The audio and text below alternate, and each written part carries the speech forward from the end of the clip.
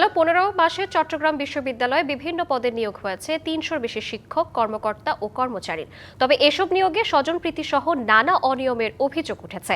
এসব তদন্তে অভিযান চালিয়েছে দুদক। যদিও বিশ্ববিদ্যালয় প্রশাসনের দাবি, ইউজিসির নির্দেশনা মেনেই দেয়া হয়েছে এসব নিয়োগ।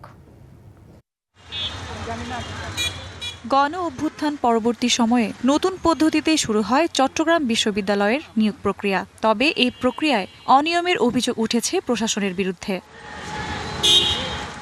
বিজ্ঞপ্তির বাইরে নিয়োগ, কখনো দলীয় বিবেচনা, আবার কখনো স্বজনপ্রীতি করে দেয়া হয়েছে এসব নিয়োগ। এ নিয়ে তীব্র ক্ষোভ রয়েছে শিক্ষার্থীদের মধ্যে।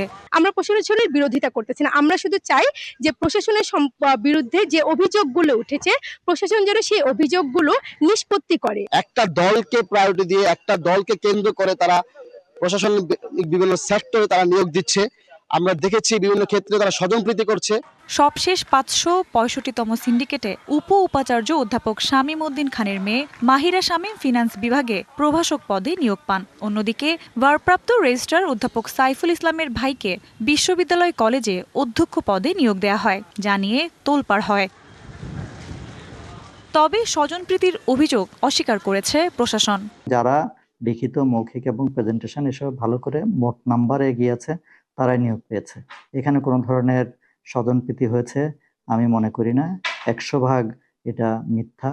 এদিকে নিয়োগ প্রক্রিয়ায় অনিয়ম খতিয়ে দেখতে বুধবার অভিযান চালায় দুদক। রেকর্ডপত্র পর্যালোচনা করে দেখব যে তারা নিয়োগ প্রক্রিয়াটা তাদের বৈধ ছিল কিনা, বা আমরা লিখিত এবং মৌখিক পরীক্ষার নাম্বারটা পাইনি, কারণ সেটা ইআইএসআর এর কাছে আছে। পরবর্তীতে আমরা সেই রেকর্ডপত্র চেয়ে আমরা বিস্তারিত প্রতিবেদন কমিশন বরাবর দিতে পারবো। গত ১৫ মাসে চট্টগ্রাম বিশ্ববিদ্যালয়ে ৩ শতাধিক নিয়োগ কার্যক্রম সম্পন্ন হয়েছে। এসব নিয়োগের মধ্যে ৭৮ শিক্ষক, ১৬ কর্মকর্তা এবং বাকি পদগুলোতে কর্মচারী নিয়োগ দেওয়া হয়েছে।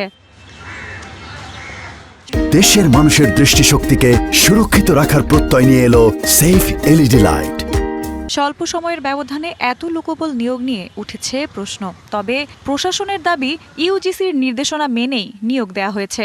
চাহিদার ভিত্তিতে বিশ্ববিদ্যালয় প্রশাসনের কাজ হচ্ছে নিয়োগগুলো কন্ডাক্ট করা, এবং ইউজিসির নির্দেশনা হচ্ছে যে অর্থ বছরের মধ্যে সেটা শেষ করা। কিন্তু এই নিয়োগ প্রক্রিয়াগুলো নিয়ে নানা ধরনের অপতথ্য এবং গুজব ছড়াচ্ছে। চাহিদা আছে ১৩-১৪০০ শিক্ষকের, বর্তমান শিক্ষক কাজ করে ১০০০ জন, আরো ৩০০ জন শিক্ষক দরকার।